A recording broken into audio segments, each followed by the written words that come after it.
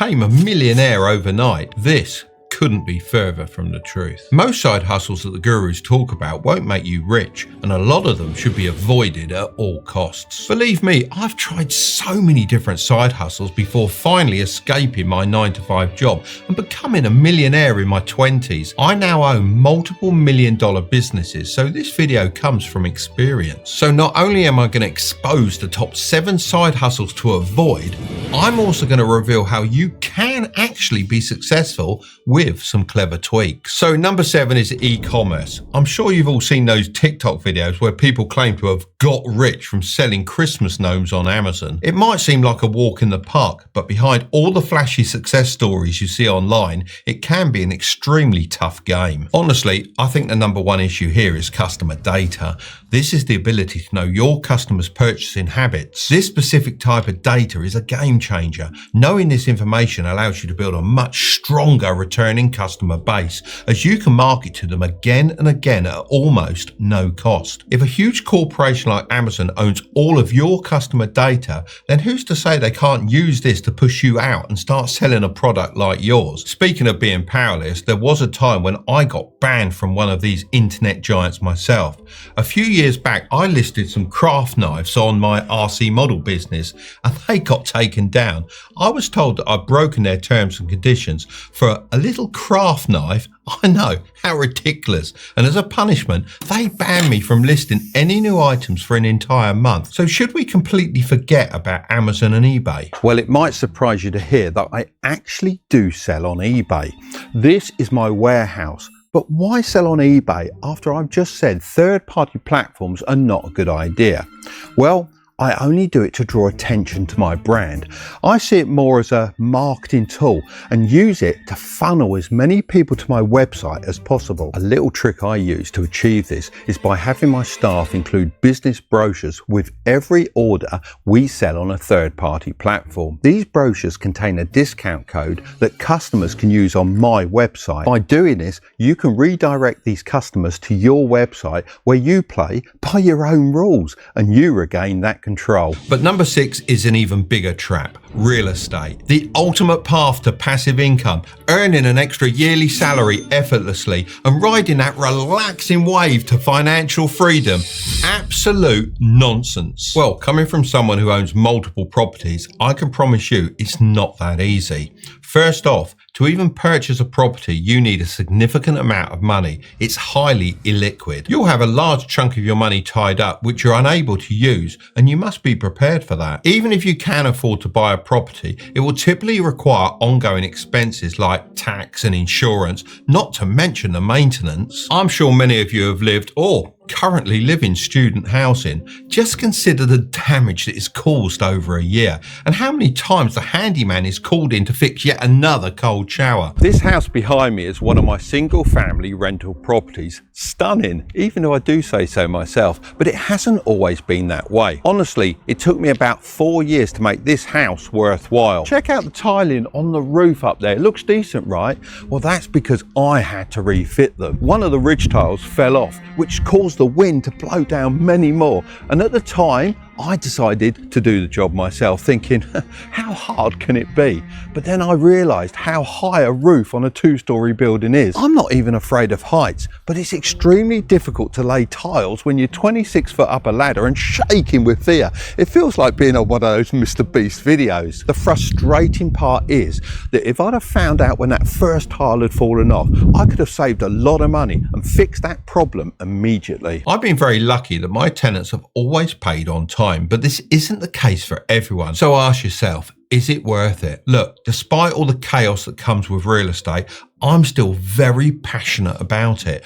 I usually aim to keep a good 15% of my annual rental money aside, which protects me against some of the issues we've discussed along the way. Ultimately, it's a great way to build long-term wealth. So when you have enough money to tie up into an investment property, then it can be a good idea, but it's definitely not a side hustle. Saying this, I can't actually believe how many people fall for number 5, day trading. Right, imagine waking up at 5 a.m. armed with a protein shake and ready to take on the financial market.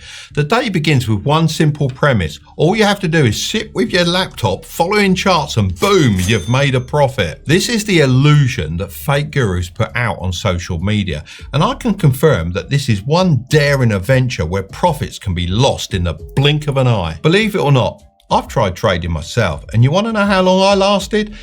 8 months, not even a year. One of my shares bombed because I wasn't online enough to monitor its progress, resulting in a loss of money. I'm grateful that I didn't have a significant amount invested, as a large sum could have sunk me at the time. The biggest issue I have with online trading is the fake guru selling signals to unsuspecting people that don't know any better. The pitch is you just do what they tell you and you'll be rich. But you have to ask yourself, if they actually know how to beat the market, then why would they be making most of their money from selling these signals instead of from trading themselves? Ultimately, to start trading, you need to have a decent amount of money and be in a financial position where potential losses will not significantly affect you. I know this is usually the point where I tell you how to make this side hustle a success, but to be honest with you, unless you're going to dedicate your life to it, then I don't see how day trading is going to work out for you. AI will be far better at spotting patterns than any human brain, so I think the days of even the best human traders are pretty limited. Number 4, low-skilled service-based businesses are probably the most common side hustle shared in those top 10 side hustle videos on YouTube. You've probably heard them talking about getting paid to complete online surveys and for writing video captions. The harsh truth is, when it comes to a low-skilled service-based business, it doesn't matter who you are or where you've come from. You're valued purely on the quality of the service you provide.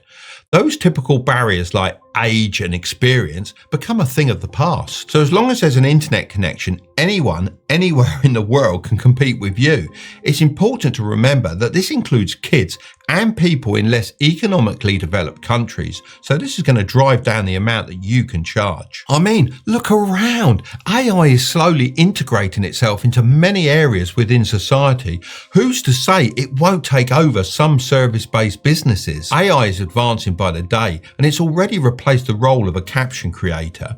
I have a feeling that the days of copywriting and certain services might be numbered. If you're considering starting a service-based business, remember that even if you're earning a decent amount of money, you're still tied down by time. It's not all doom and gloom. You just need to make sure that you start a service-based business that is not only successful, but also scalable. Video editing is a great example of this, as it allows you to establish an agency-style business. This way you can avoid being limited to manual work. Remember, life is short, so make sure you're the one in control of the stopwatch. When people learn about number 3, drop shipping, they often say things like, wait a minute, I don't have to handle inventory or make my own products. I can just have a supplier in China ship a product to my customers, and all I need to do is run a few Facebook ads, meaning I can make money from anywhere in the world.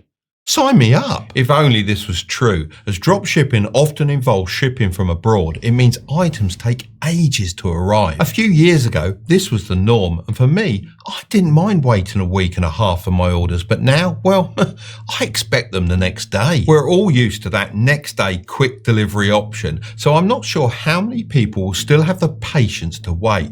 This will lead to a lot of chargebacks as people get very frustrated. On top of this, one of the biggest headaches with drop shipping is the quality of the products. They can be all over the place. As sellers, you have restricted access to quality control, which can leave you with very unhappy customers. It's not impossible to be a successful drop shipper though. You can use a local warehouse to fix shipping issues, and you can do something called white label, meaning you can start putting your own brand on the products you sell. This will help you stand out in a very competitive market. I see white label drop shipping as a worthwhile side hustle and a low-risk method to generate income. It's also excellent for testing ideas before fully committing to big big orders. But this doesn't fix your quality issues, as you don't have any control over the manufacture and fulfillment process. Once, I visited a factory where I was told the products were of great value and high quality. While the qualities of the products were indeed very good, the state of the workplace was not. From exposed hanging wires to overheating extension leads, the factory was extremely unsafe. It felt like a ticking time bomb. Unexpectedly, as I was walking around the factory, a red hot shard of metal flew out from the machine and it struck me right above the eye just there. Fortunately, I was okay with just a band-aid. However, I couldn't help but wonder what might happen to one of the workers who were there every day. From this experience, my number one rule is never buy from a factory that I haven't inspected. If you're growing as a business, you should gradually aim to take control of all aspects of that business. Number two, being a YouTuber is what all the kids want to do nowadays. Earning thousands for simply sitting in front of a camera, discussing your passions and accumulating millions of fans. This sounds like an ideal side hustle, but it's not as easy as it seems. I started my channel not to make money, but as a passion project with my son. We didn't get monetized or accept any sponsors until we'd been filming videos for years. A significant portion of our personal funds went into building studio sets and traveling to improve our videos. If we'd have started this as a side hustle, it wouldn't have made any sense and probably lost us a lot of money. The reality is, success on YouTube is not guaranteed, and competition continues to grow daily. Achieving what's seen as overnight success usually takes 5 to 7 years of hard work and determination. Does this mean I don't believe in you and you shouldn't start a YouTube channel? No, I'm simply suggesting that if you're seeking a quick and easy way to earn money, YouTube may not be the best choice. If you're truly passionate about it and you would do it even without pay, then I wish you all the best. However, it doesn't qualify as a side hustle. Number one is, of course, multi-level marketing. We've all encountered a friend claiming to have started their own business, but actually, all they're doing is acting as a sales agent for a big MLM company. These companies aim to motivate you with bonus schemes and reward tiers based on your sales and the number of people you recruit. They claim this opportunity can generate significant income, but in reality, you're fueling someone else's profit. My advice is simple with this side hustle: stay away.